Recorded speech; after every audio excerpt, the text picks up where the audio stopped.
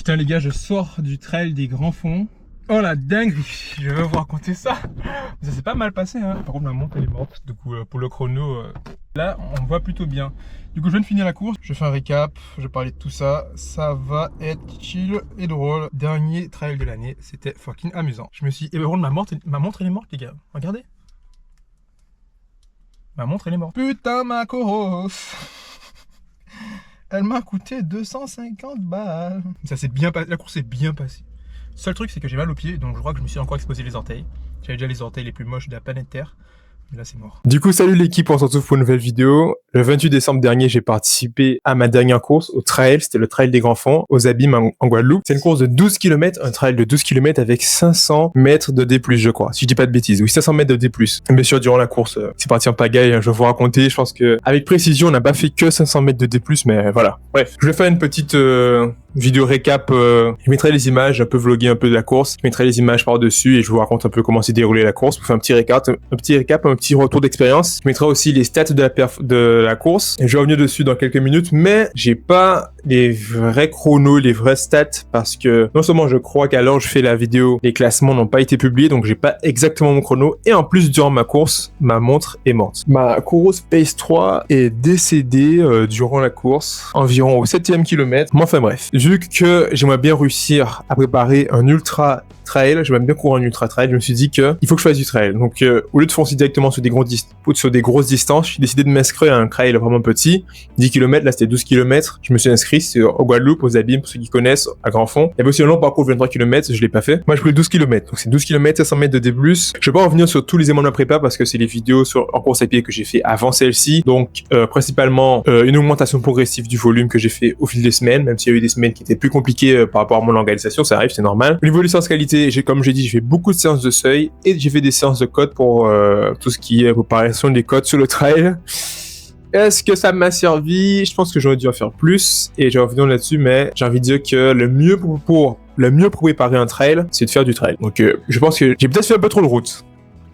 Mais bon, continuons. Du coup, les équipements que j'ai utilisé, les équipements que j'ai pris pour le trail, j'avais ma montre Coros que j'ai déjà montré. Les chaussures, j'avais les Catamount, les Brooks Catamount 4, je crois. Je mettrai une image, ou de toute façon, vous pouvez aller voir sur Google.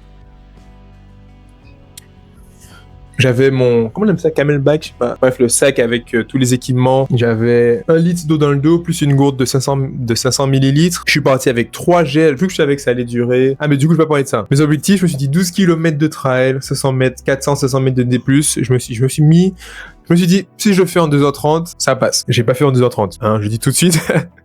J'ai pas fait en 2h30.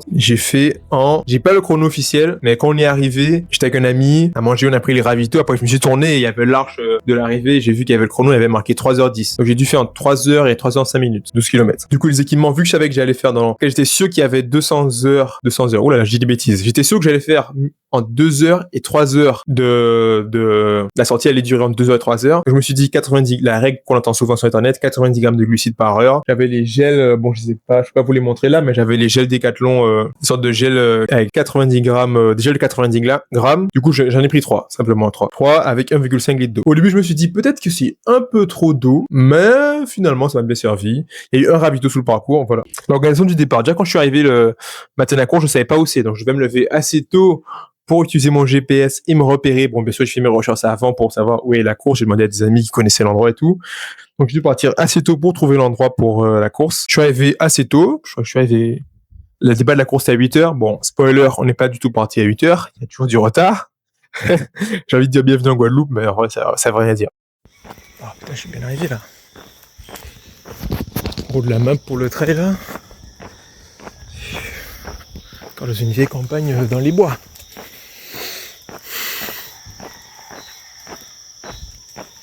La GoPro, j'ai mes gels, j'ai de l'eau, j'ai presque 2 litres d'eau je crois, pour 12 km, je sais pas si c'est trop ou assez. J'ai ma couverture, ça va. Je vais attacher ça quand on va partir et ça devrait le faire. J'ai dû arriver à 7h, entre 7h et 7h10. Par contre, l'endroit où c'était dans la campagne en Guadeloupe et c'était genre faut savoir que Grand Fond, on appelle ça Grand Fond parce que c'est des sortes de descentes de collines un peu, donc j'ai envie de dire il y a des ravins, mais je sais pas s'il y a des ravins, c'est qu'il y a les routes sont un peu sinueuses et on peut tomber dans des sortes de fonds justement, c'est pour ça qu'on appelle ça Grand Fond l'endroit. Donc ça peut être très dangereux et vu qu'il y a les habitations à côté en même temps, les endroits pour se garer, c'est vraiment compliqué. On était en tout 254 inscrits, donc même 254 personnes. Pour certaines personnes, 254, c'est pas beaucoup, mais j'ai envie de dire, pour l'endroit où on était, oui, c'était beaucoup de personnes qui devaient se garer. Donc moi, ça a dû être compliqué, je suis passé 2 fois dans le chemin, j'ai fait des allers-retours. Finalement, bon, on s'en fout, mais j'ai dû aller me garer plus loin près devant une personne. Donc voilà, je suis arrivé, c'était tranquille. De toute façon, c'est les images de mon arrivée là, donc je mettrai en même temps que je raconte, je mettrai quelques images. D'habitude, quand je suis arrivé, j'ai demandé où est-ce qu'on prend les dossards et tout. J'étais pas certain que les dossards la remise des dossards soit... Parce que quand je me suis inscrit à des semi-marathons, la remise des dossards, c'était quelques jours avant, fallait les chercher. À chaque fois que j'ai fait un trail, la remise de dossards, c'était juste avant la course. Donc là, encore une fois, c'était juste avant la course, donc j'ai demandé tranquille, je suis allé prendre mes dossards, qui est normalement juste là. Si j'ai pas perdu mon dossard, ça serait horrible. Je déteste perdre mes dossards. Faudrait que je les accroche derrière moi. C'est trop stylé. Il est défoncé parce que bon, on a pris plein de boue comme d'hab. Faut pas changer. Des Variowen, 229, Change Trail. Je vous montre. Hop là. Normalement, j'aurais même un t-shirt à vous montrer parce qu'on court des tonnes de kilomètres. Tout ça pour un t-shirt MDR. Mais ce qui fait, c'est que justement, l'organisation était, je vais pas me critiquer, mais un peu bordélique à l'arrivée. Il y avait 2 colonnes, on était dans une école, c'est pas ouf. Et là, ils ont préféré donner les t-shirts dès le début, sauf que moi, j'étais garé loin, donc je me suis dit, en fait, on devait récupérer le dossard, et ceux qui ont déjà récupéré leur dossard ont le droit de récupérer leur t-shirt. Énorme file d'attente pour récupérer. Peut-être pas énorme, mais longue file d'attente pour récupérer le dossard. Je récupère mon dossard. Après, ils ont dit, ceux qui ont le dossard peuvent aller récupérer leur t-shirt, mais moi, j'avais envie de passer aux toilettes, et je suis garé loin. Donc, si je prends, récupère après avoir récupéré mon dossard, faut que je perde. J'ai perdu beaucoup de temps avant le départ de la course à récupérer mon dossard. Après, je vais perdre beaucoup de temps pour aller aux toilettes parce qu'il y a la queue pour aller aux toilettes, comme d'hab avant chaque début de course. Et après ça, je dois aller chercher mon t-shirt et je dois aller, parce que je me suis garé très loin, à aller remonter jusqu'à ma voiture pour prendre le t-shirt, pour déposer le t-shirt, revenir avant le début là. Bref, ça m'a saoulé, j'ai pas pris mon t-shirt, donc j'ai couru des tonnes de kilomètres dans la boue et la souffrance juste pour le délire. Voilà, on adore ce sport. C'est pas grave. Je voulais bien le t-shirt, mais c'est pas grave. Mais bon, je préfère quand, ça pour dire que je pense que vous en foutez de ce détail, mais moi, je préfère quand le t-shirt est remis à la fin. Du coup, avant le départ de la course, je m'échauffe. Déjà, moi, je sais que j'ai un problème, c'est que j'arrive, déjà, je suis venu en solo dans la course. Faut pas changer, hein. Il faudrait vraiment que je me trouve un partenaire de trail. D'ailleurs, on va pas parler de ça parce que je suis tombé sur un gars assez amusant. Je sais pas si un jour il verra cette vidéo. Il faudrait que je lui partage. Mais bref, je suis venu en solo. Quelques minutes avant le départ de la course. Donc là, on fait l'échauffement. Et moi, j'ai toujours un énorme syndrome de l'imposteur. Au moment de l'échauffement, je vois tout le monde, je vois les gens dans les yeux et tout. Des gens qui sont là pour le fun, ils sont avec leurs amis, donc c'est cool. Il y en a qui sont là, qui sont autant paumés que moi. Il y en a d'autres qui sont échauffement sérieux. On sent que c'est des pros. Ils ont leur physique bien fin, bien athlétique. Et moi, à ce moment-là, j'ai toujours un énorme syndrome de l'imposteur. Je suis en mode, qu'est-ce que tu fous là? Tu vas pas réussir. T'as pas un bon physique. T'es pas prêt pour ça. Donc, c'est difficile à affronter, mais c'est quelque chose, j'ai pas envie de dire que j'y travaille parce que, honnêtement, j'ai pas fait de trucs spécial pour y travailler. Mais j'y fais face. À chaque début de course. Et je dois consciemment me dire que tranquille, ça va bien se passer. De toute façon, les autres, ils font pas, il y a aussi le fait d'être un peu, timide, quand il y a beaucoup de monde. Hein. Je suis pas hyper à l'aise. Donc, faut se calmer, se recentrer sur soi, se préparer normalement, s'échauffer normalement, tranquillement, et se dire que les gens te regardent pas tranquille, en fait. Et spoiler, non, parce que, la course démarre, des fois, tu te rends sur des gens. Et non seulement, c'est vrai qu'ils faisaient pas du tout attention à toi, mais en plus, les gens sont très sympas, on est dans un esprit sportif. Le trail, tout le monde trouve ça amusant, hein. Bon, on souffre, mais on souffre en camaraderie, j'ai envie de dire. Dans mon échauffement, c'est pareil, c'est un peu de fente, travail pour le démolé, l'articulation au niveau de la cheville, aller courir un peu, par-ci, par-là, au départ de la course pour s'échauffer. Après, il y a le départ de la course. Au départ de la course, j'ai rencontré 2 messieurs très amusants qui m'ont donné des tips pour le trail. Ils m'ont dit d'y aller progressivement. D'abord, tu fais 10, après tu fais 20, après tu fais 30, après tu fais 50, et demain, t'es à la diagonale des fous. Et c'était vraiment amusant, ces messieurs-là. Ils m'ont aussi donné quelques endroits. D'ailleurs, ils m'ont donné des endroits pour aller m'entraîner au trail, mais j'ai oublié. C'est dommage. Mais ce qui est intéressant, c'est qu'en Guadeloupe, on n'est pas beaucoup de monde. Il n'y a pas beaucoup d'habitants en Guadeloupe, donc, voilà.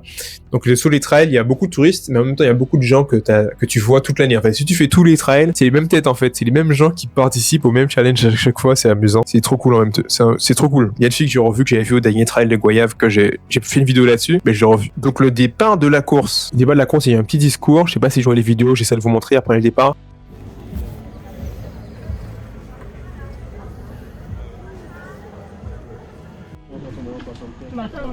Non.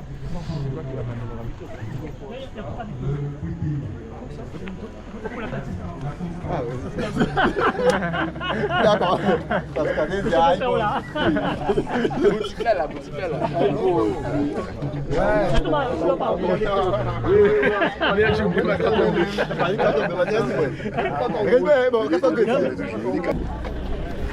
Le grand parcours, vous avez ici, vous aurez un guide pour revenir sur le parcours. Rassurez-vous, tout le dossier, il y a des signaleurs, il y a des barrières pour éviter de vous laisser deux fois sur le même parcours qu'il ne faudrait pas. Voilà, vous êtes à 254 mois. L'autorisation préfectorale.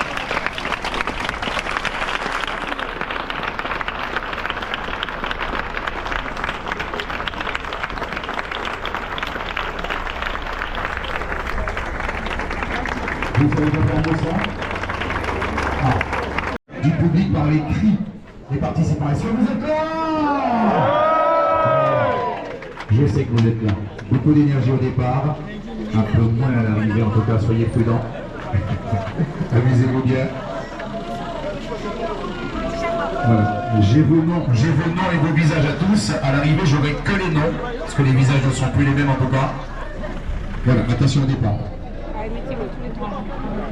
on part maintenant, non? Tout le monde part en même temps, mais hein?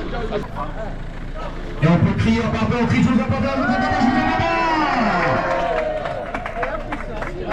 ça y est, c'est parti pour 6 ans de souffrance pour certains.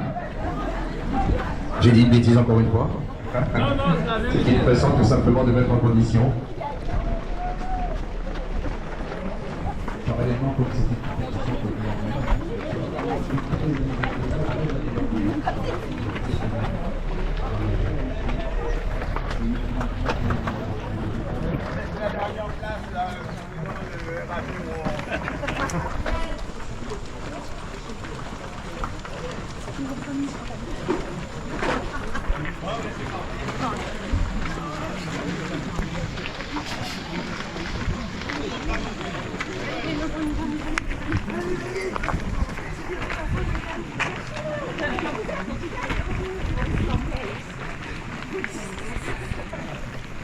On est encore dans les habitations de la campagne, donc là il y a une grosse montée. Donc là je me lance, je suis chaud, là, la montée, j'ai encore les émotions. En même temps, t'as le cœur qui bat, donc à mes débuts de course, à chaque fois que j'ai participé à une course, tous mes débuts de course, j'ai eu l'impression de partir pas trop vite, mais mettre trop dedans. C'est l'allure était pas énorme, mais mon cœur bat tellement vite que je suis pas dans la bonne zone d'allure, quoi, en fait. Je suis stressé, en même temps je suis content, en même temps je regarde les gens, je suis en mode palpitation, stress, excitation, peur aussi. En plus on commence une grosse montée, donc là c'est la fête, on passe dans la campagne, les habitations et tout. Il y en a plein de gens qui nous encouragent, c'est toujours super. En plus, au début de la course, on est encore dans la foule, il y a plein de monde, c'est pas encore assez dispersé. Donc, c'est vraiment amusant. Après, tout le monde s'arrête. Il y a une sorte de bûchon parce qu'on s'arrête. Comme si on montait une montée comme ça. Et tout à coup, il y a un tout petit chemin sur la gauche qui fait une grosse descente dans la boue. Et c'est là que tout le bordel commence. Parce que c'est la course. Le début, il y a eu énormément de boue, les gars. Il y avait énormément de boue. Ce qui est chiant avec le trail, c'est pas que, j'ai remarqué ça, hein, c'est pas que physiquement, on peut pas tenir les kilomètres ou forcément prendre les montées parce qu'on travaille nos jambes, on y arrive. Hein. Le problème, c'est que des fois, les descentes, il faut autant les travailler que les montées et il faut vraiment apprendre à prendre les descentes, justement. Il faut apprendre à gérer les descentes musculairement, mais aussi, il y a beaucoup de descentes, surtout dans les trails que j'ai fait en Guadeloupe, avec des tonnes de boue et ça serait bête de se blesser, de se casser un genou, même de devenir...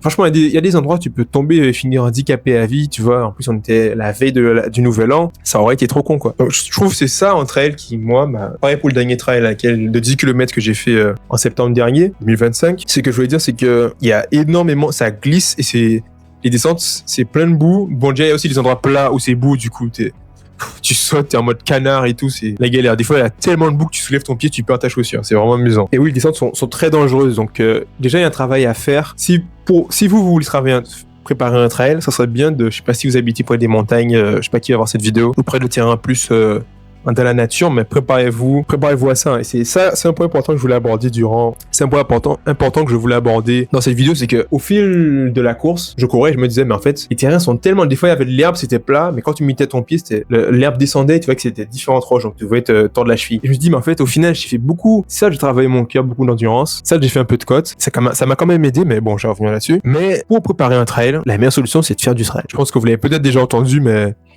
l'avoir vécu plusieurs fois, au final, je me dis, mais là, faut vraiment que je fasse du trail. Faut que j'ai fait des différents terrains que la route, parce qu'en fait, c'est trop, ton pied, il est pas prêt. Même si t'as une bonne proprioception, d'ailleurs, faut travailler ça, ton pied, il est pas prêt. Faut vraiment que tu t'habitues à mettre ton pied dans des différents terrains, à jouer avec ta cheville, en fait. Je pense que c'est vraiment un point important. Parce que même si, de manière musculaire, au niveau de ton endurance, t'es relativement bien, t'as le niveau pour la course que tu fais, des fois, tu peux tomber, tu peux te blesser, tu peux prendre des endroits plus lentement, même si tu t'es pas tombé, tu t'es pas blessé, tu étais en bonne forme, juste que t'as vu la map. Oh là là. T'as vu la descente et du coup t'as ralenti tout de suite parce que t'es quelqu'un de sensé, tu te dis mais si je vais là vite, tu vas tomber. Après il y a les pros qui sont passés, eux j'ai vu qu'ils descendaient ça super rapidement. Hein. C'est que mais je pense que eux ils s'entraînent sur des terrains adaptés à ça pour préparer la course justement. Donc vraiment le truc à retenir c'est que il y a des terrains vraiment spéciaux, selon tous les trails se ressemblent pas et selon l'endroit il y a des terrains qui sont vraiment spéciaux et le mieux pour s'y préparer si vous cherchez vraiment la performance et pas si vous venez juste pour vous amuser tranquillement avec vos amis et délirer, y a pas de problème, vous allez doucement. Quand vous voyez que c'est dangereux, vous ralentissez tranquille. Après, quand le terrain redevient adapté, c'est ce que j'ai fait, on reprend en courant tranquille. Mais on reste sous ses gardes, parce que même un terrain plat peut être dangereux. Même un terrain qui paraît plat peut être dangereux. Mais le mieux pour les descentes ou même les montées qui peuvent être super dures à cause des terrains qui sont assez spéciaux, c'est de préparer ça avant. Essayer de trouver un endroit qui arrive à simuler ce genre d'endroit. Je pense que c'est le mieux parce que c'est super dangereux. Hein. Et même moi, même si j'avais envie de faire un beau chrono, je me dis, allez, on essaye 2h30. Il y avait des descentes. Si je passe là, je suis tombé à un moment de la course, mais je me suis pas fait mal. J'ai dévalé, mais tout allait bien, donc je me suis levé, j'ai redémarré tranquillement. Et je me suis dit, comme je disais, même si je peux tester ces descentes, j'avais pas envie parce que si tu te blesses là, mais attends mec, tu reprends le travail le début janvier là, tu vas dire quoi là? Faut savoir prendre le risque aussi, ça fait partie du sport. Hein. Je refuse pas des sentiers difficiles, c'est pour ça qu'on fait du trail aussi, mais c'est assez compliqué, il y a un vrai équilibre à savoir gérer. Hein. Ça peut être très dangereux, donc faites attention à ça. Et le mieux pour gérer ça, je le répète, c'est de préparer cela à l'avance en essayant de reproduire la situation de la course, trouver un terrain assez similaire. Donc voilà, hein, donc premier élément que je veux que les gens de cette vidéo, qui regardent cette vidéo retiennent, c'est que le mieux pour préparer un trail, c'est de faire du trail. Hein. Donc je pense que vous aurez des jogging, sur route, mais moi je vais essayer de mettre en place plus de sorties trail. Je suis tout seul, donc je sais pas comment je vais faire ça, parce que partir sur un sentier vraiment trail, vraiment rando tout seul, ça peut être un peu risqué. Ça, j'en parlerai dans une autre vidéo, je pense. Là, moi, c'était une course que de 12 km et je trouve que ça passe assez vite. Jusqu'ici, à chaque fois que j'ai pris plus de 12 km, plus de 10 km, genre j'ai fait 18, j'ai fait 20, j'ai fait semi-marathon, donc 20 aussi, 21. Quand je prends des courses de 20 km, je trouve ça horrible. Je me rappelle 10 km que j'ai fait en septembre. Je suis arrivé au 10e kilomètre, j'étais au bout de ma vie, j'étais le truc le plus dur, c'était le truc le plus dur que j'ai fait de ma vie, et j'avais encore 8 km à faire. Donc quand j'ai choisi 12 km là, il y a quelques jours, c'était très dur, hein. C'était très dur, mais ça passe assez vite. Donc, je sais pas. Quand tu prends une courte distance, moi j'adore ça, hein, courir longtemps. Je trouve ça trop bien. C'est ça que j'ai envie de tester un ultra parce que c'est trop stylé. Mais quand je prends une distance trop courte, je suis en mode ça passe vite. Quand je prends une distance trop longue, c'est relatif, hein. Un peu plus longue, je suis en mode putain, mais c'est trop l'enfer, sortez-moi d'ici. Donc un équilibre qui serait intéressant de trouver, c'est assez amusant. C'est vraiment assez amusant. Du coup, ouais, je trouvais que ça passait vite. Hein. Au début, avant le 7e kilomètre, ma monte était encore en vie, donc on court tranquille, c'est assez dur à aller monter, assez dur. Oh là là, mon cœur bat assez vite à chaque montée, mais après chaque montée, je prends quelques temps où je marche un peu, quelques secondes vite fait, même pas une minute. Après, je me remets à courir, peut-être une minute, mais je me remets à courir tout de suite après. Donc ça va, j'ai le temps d'adapter mon cardio. Mais ouais, ça va assez vite. Hein.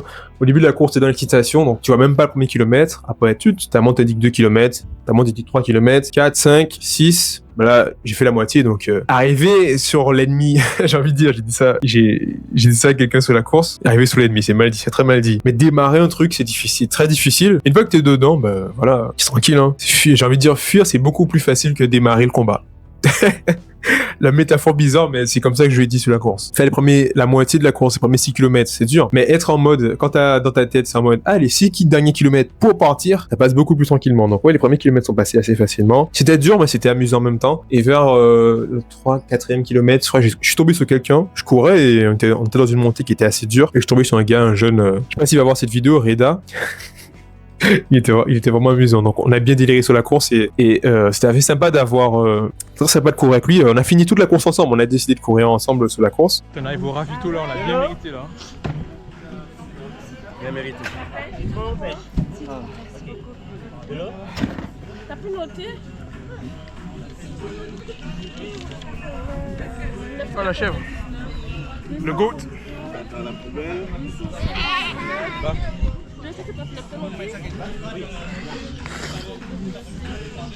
Donc toute la fin de la course on l'a fait ensemble, c'était très sympa.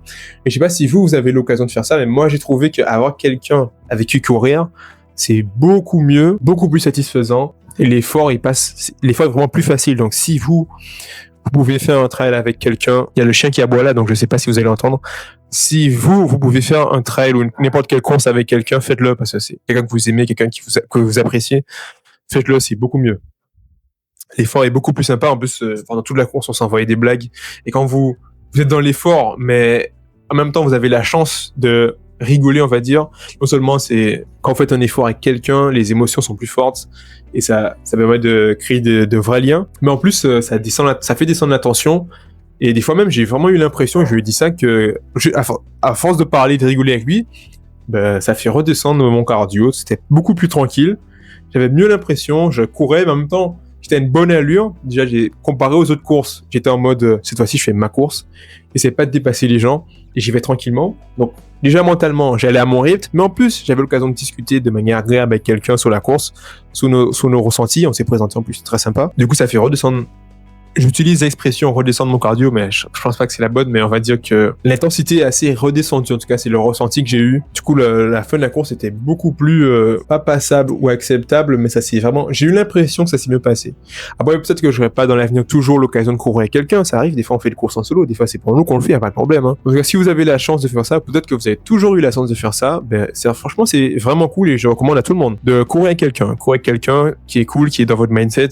Pendant la course, on se motivait avec du David Goggins. C'était amusant. Franchement, ça change tout. Ça change tout. Au début, quand tu cours tout seul et que par exemple, t'es dans une montée, tu prends une grosse montée, t'es seul avec tes pensées, ton cerveau est pas en train de te fusiller, mais ça peut être très dur, et il y a 12 km à faire, quoi. Et il y en a, qui ont pris le grand parcours, il y avait 23 km à faire, ou 24, je crois.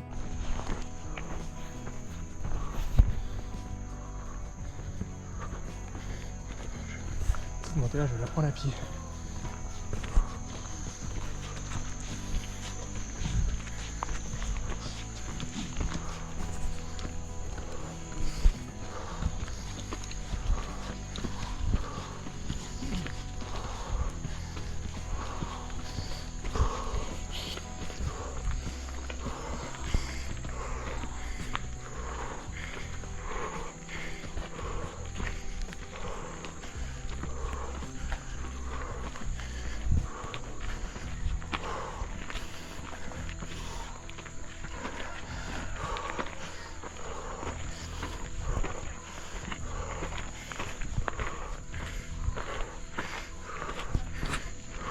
Ceux qui font des ultras, c'est encore pire. C'est important de le faire. Maintenant que j'y pense, c'est important aussi de le faire en solo parce qu'il faut savoir gérer son esprit soi-même. Mais si vous avez l'occasion de pouvoir rigoler un peu, faire redescendre la tension, faites-le. C'est vraiment bien pris, c'est vraiment agréable. Les derniers kilomètres, il y avait de grosses montées et tout s'est pas hyper bien passé dans le sens où j'ai eu des crampes. Il n'y a pas eu des crampes. Et à un moment, je me suis blessé le pied par contre.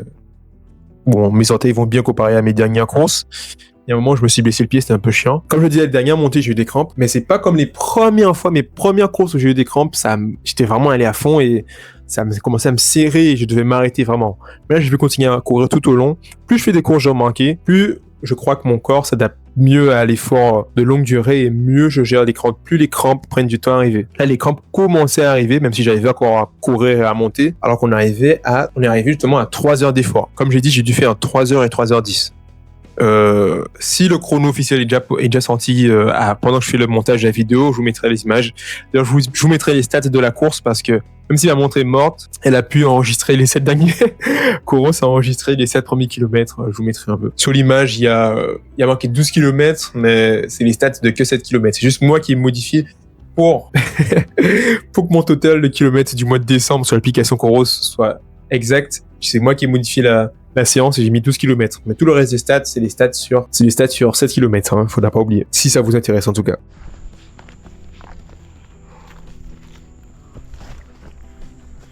Plus que 4 km là. Hein? Plus que 4 km là. Ouais. 4 km de pur bonheur. Ah ouais, j'ai écouté. On peut se laver les mains. Tu peux essayer, mais là t'es risqué. Hein. Pas mettre ça en bouche. Toi, en plus, t'es dans la pharmacie, tu sais très bien quoi t'attendre. Pourquoi il y a des canettes là, c'est fou ça? Je sais pas. Ça, c'est beau. Ça, c'est le combat de la Guadeloupe. Hein. Et si c'est descendu, les amis, il y a une règle qui dit que ça va remonter. Et voilà. Je pensais que c'était fini. Mais c'est pas fini. Il n'y en a plus? Voilà. Quand on pensait être arrivé, continue à courir. Je me ferais bien un semi après, tiens. Du coup, qu'est-ce que je disais déjà? Ah oui, mon corps s'adapte beaucoup mieux aux longues distances. On est arrivé à 3 heures d'effort. Et là, les crampes commençaient à arriver alors que les derniers, par exemple, le premier trail que j'ai fait, le trail des châteaux, j'en ai aussi parlé sur la chaîne. On était à 3 heures d'effort aussi, mais les crampes m'ont vraiment pris là. Les crampes m'ont vraiment pris. Et on était à beaucoup moins de dénivelé. Il y avait pratiquement pas de dénivelé sur cette course. Hein. Parce que c'était près de chez moi là, et moi bon là, vous pouvez pas voir, je peux pas tourner la caméra, mais on est au niveau de la mer. On est vraiment au niveau de la mer près de chez moi. Il y a la plage devant là. Hein. Voilà. Moi, j'ai grandi devant la mer. Et du coup, ouais, je pense que mon corps s'adapte beaucoup mieux aux crampes. Quand j'ai commencé à avoir des crampes, j'ai fait des recherches pour savoir qu'est-ce que je pouvais faire. Est-ce que c'était le renfort? Est-ce que c'était le sel? J'ai fait plein de théories, hein. Le gel, l'hydratation, la nutrition. Bon, bah, je viens avec du gel. Bon, le sel, j'ai rien fait de particulier, hein. J'ai pas de pilule de sel ou de... Je peux mettre du sel dans mon eau, j'ai déjà essayé dans mes courses, mais bon... J'ai pas vu trop de changement non plus, mais je fais du renforcement, ça aide aussi à voir. Je pense que ça aide aussi, hein, c'est bien pris, le renfort. Faut que j'en fasse un peu plus, j'en ai déjà parlé sur la chaîne, mais j'en fais en même temps que mes séances jambes à la maison, souvent en superset. Et qu'est-ce que j'allais dire? Au final, le mieux pour s'améliorer, j'ai envie de dire non, pour gérer les crampes, ben, c'est de s'entraîner. Si c'est votre première course, que vous avez pris une course de... Moi, c'est l'erreur que j'ai fait, hein. Premier trail, tout de suite 20 km, ben c'était une erreur. C'est ça que j'ai pris les crampes de point fouet. Commencez petit. Bon, après, vous pouvez faire comme vous voulez. Hein. Si votre premier course, c'est un ultra, ça vous plaît, bah, advienne que pourra, y a pas de problème. Hein. Mais moi, l'erreur que j'ai fait, c'est que j'ai pris une longue distance, relativement. Hein. Et mon corps était pas prêt, du coup, j'ai eu des crampes. Et là, plus je fais des courses, plus mes crampes, ça prend un peu plus de temps. Donc, je pense que le meilleur remède aux crampes, c'est littéralement de s'entraîner, de faire le corps s'adapter. Je crois, hein. Je pense que c'est la théorie logique pour moi. On y va, gars. Seigneur, on l'a fait. Ça descend. Ah, la dernière, elle était bien. Ouais. J'ai cuisse en feu, mec. Je sens tous mes quads. C'est quoi cette descente là? Je vais se casser la gueule. Ouais. Faut y aller au feeling. Gars, merci.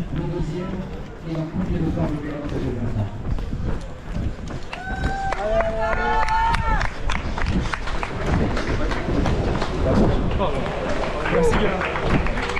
229 et 259.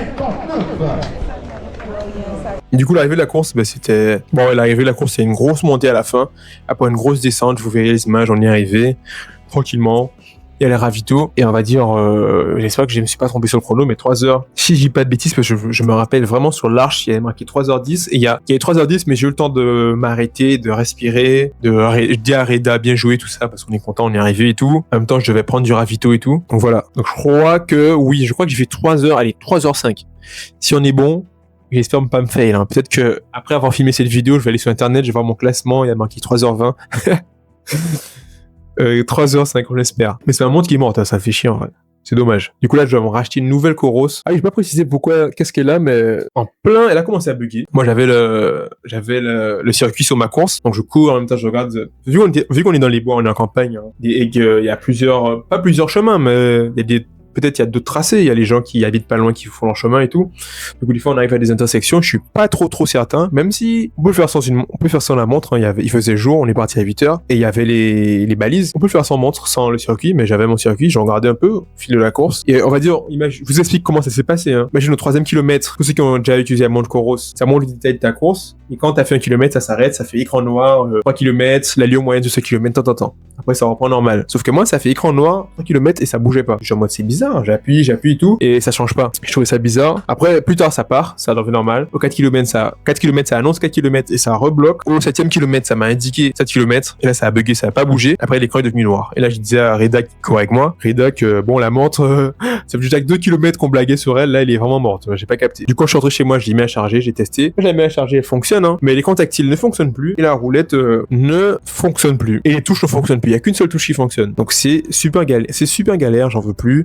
Enfin, c'est pas que j'en veux plus, mais c'est chiant, je sais même pas si ça se répare. Faut que je vois si je peux utiliser la garantie, je sais pas. Faut que j'ai pas encore pensé à gérer ça m'a juste saoulé. Bon, c'est pas grave, la montre est morte. Bref, de toute façon, j'avais fini ma course et j'étais déjà content d'avoir participé à la course. Justement, je vais revenir là-dessus, mais parce que j'ai vraiment un bon ressenti sur cette course. Je vais expliquer pourquoi. Et du coup, ouais, la montre, elle a tous ces bugs là. Touche morte, écran tactile mort, et le pire, c'est que quand tu la mets à charger et que tu la rallumes, la batterie se décharge hyper vite. Et moi, de mon expérience, quand un appareil technologique a ce genre de problème de batterie, la batterie qui se décharge vite, c'est mort, hein. Ma Nintendo Switch qui est dans la boîte derrière vous là, elle a le même problème, hein.